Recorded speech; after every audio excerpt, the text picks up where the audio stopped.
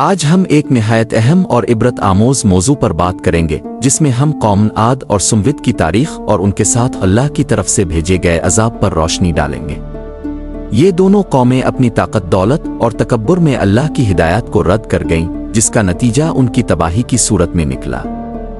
تو آئیے جانتے ہیں کہ قوم عاد اور سمود کون تھیں، ان کی تاریخ کیا تھی اور ان کے ساتھ اللہ کا عذاب کس طرح آیا۔ قوم عاد جزیرہ نما عرب کے جنوبی علاقے میں آباد تھی، خاص طور پر اس کا مرکز شہر احقاف تھا جو آج کے یمن کے قریب تھا۔ یہ قوم اپنی طاقت اور دولت کی وجہ سے مشہور تھی۔ قرآن مجید میں قوم عاد کی فتوحات اور ان کے عیش و عشرت کی حالت کا ذکر آیا ہے۔ قوم عاد کی بڑی خصوصیت ان کا قدیم اور عظیم تمدن تھا۔ وہ بلند و بالا محلات بناتے، بڑے بڑے باغات لگاتے اور تجارت میں بھی اپنے وقت کی سب سے بڑی قوم سمجھے جاتے تھے۔ ان کی زندگی کا اندازہ اس بات سے لگایا جا سکتا ہے کہ وہ اپنی طاقت اور دولت میں اتنے غرق تھے کہ اللہ کی ہدایات کو نظر انداز کر چکے تھے۔ قوم عاد کی ہدایت کے لیے اللہ نے حضرت ہود علیہ السلام کو مبعوث کیا۔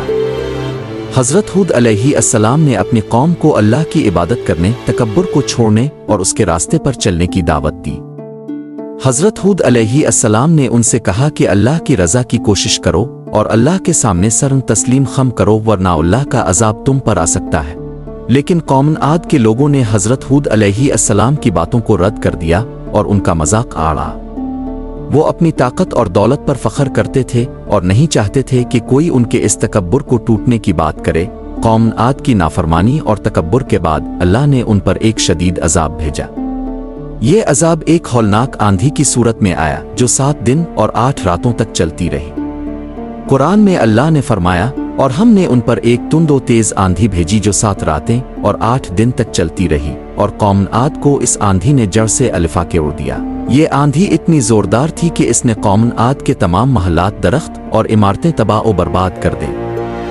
اس آندھی کی شدت نے ان کے جسموں کو بھی جڑ سے الفا کے اڑ دیا، اور نتیجے کے طور پر قوم عاد کا کوئی نشان باقی نہ رہا۔ قوم سمود حضرت نوح کے بیٹے سام کی نسل سے تھی۔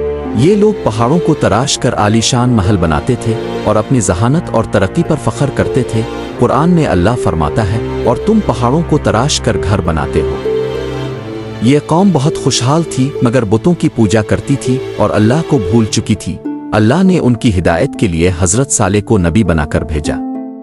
حضرت صالح نے انہیں اللہ کی طرف بلایا اور کہا کہ اللہ کی دی ہوئی نعمتوں پر غرور نہ کرے بلکہ اس کا شکر ادا کرے، مگر یہ قوم اپنی دولت اور ترقی پر مغرور تھی۔